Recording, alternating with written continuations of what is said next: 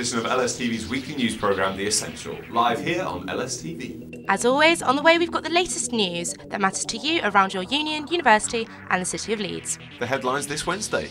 With tuition fees up, students from across the country took to London to take part in Demo 2012.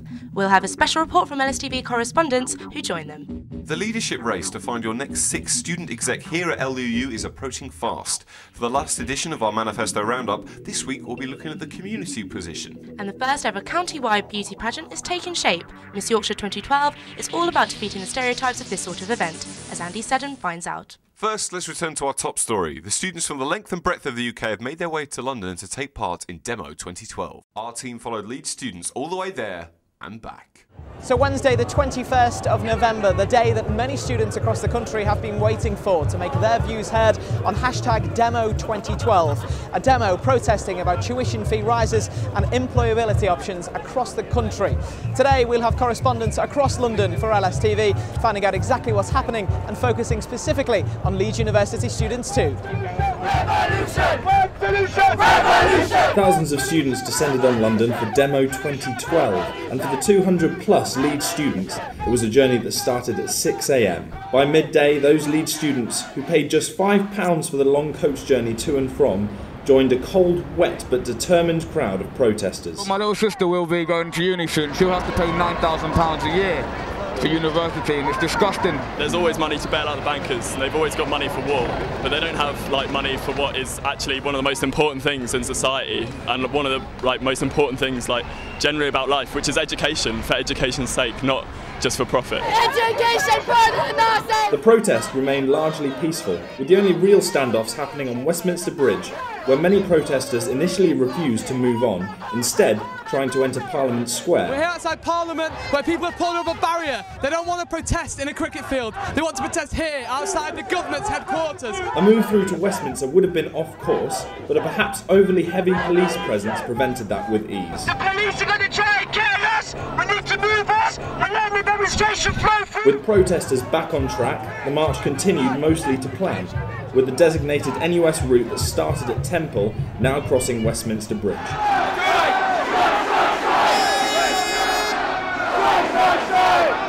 £9,000 a year fees and stuff like that are pricing us out of education. They're disgusting. Students should be allowed to have a free education. Scotland have a free education. Why can't we have a free education? Finally, the demo made its way to the rally point at Kennington Park. Education should be a right, not a privilege. It's too easy to be ignored in parks in the rain. We have to take this argument into the meeting rooms and force them to give us a response. A spokeswoman for the Department of Business, Skills and Innovation said the government's reforms had made the university system fairer and more progressive. So it's around about 3 PM now on Wednesday the 21st of November. It's the end of the day for students at Leeds University as we head back to the coaches.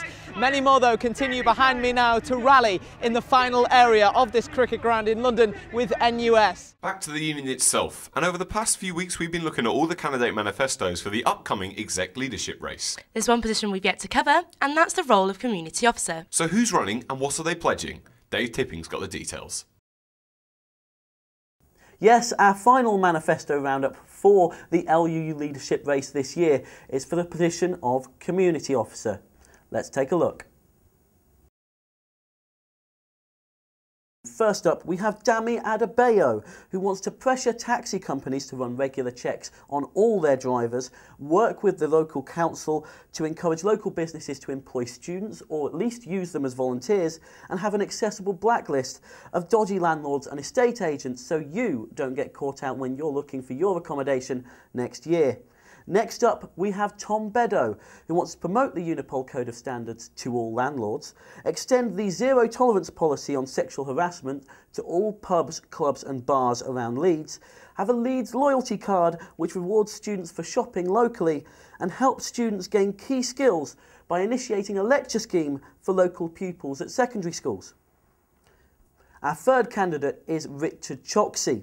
He wants to have a public art exhibition on Woodhouse Moor to showcase all the art that is taking place at Leeds Uni, hold the council accountable for expensive investments so they don't up bus fares, and have a public forum promoting local deals.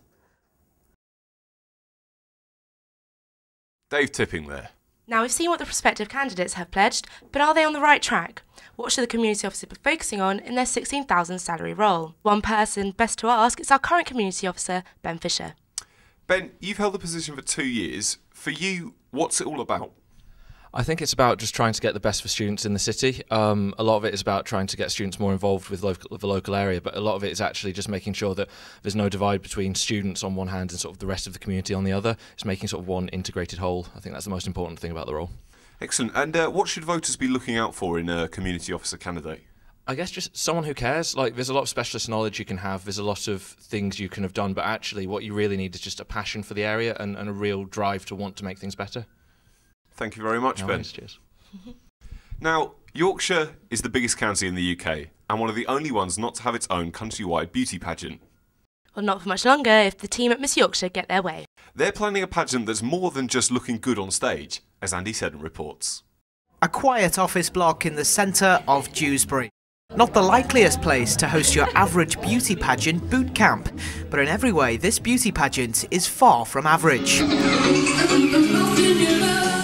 Starting with 1,000 young girls from across Yorkshire, there's now just 50 left competing for the Miss Yorkshire 2012 crown. The process goes far beyond the competition though, aiming to benefit the lives of the girls involved by boosting their confidence and helping them make the first step in the modelling industry. It's exciting because I've never done anything like it before. I'm really scared. Between now and the end of the month, organisers are running various training classes, including choreography tuition and performance anxiety help. Today's session is all about the catwalk. Catherine Carswell is one of the development coaches at Miss Yorkshire. There's a lot of insecurities for girls in general of a certain age group, and even for women it takes a long time for them to really develop a sense of identity, who they are and their place, so to speak. So the competition is really important for a lot of them. This particular session is all about their catwalk, building on what they already know and just getting better at it.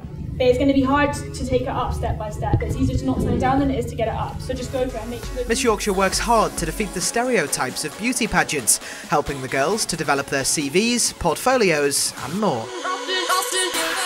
This year's bootcamp will focus more on self-development. People will see the fundamental difference between sort of how you can use a beauty pageant to sort of balance it in a relation that doesn't become the stereotype.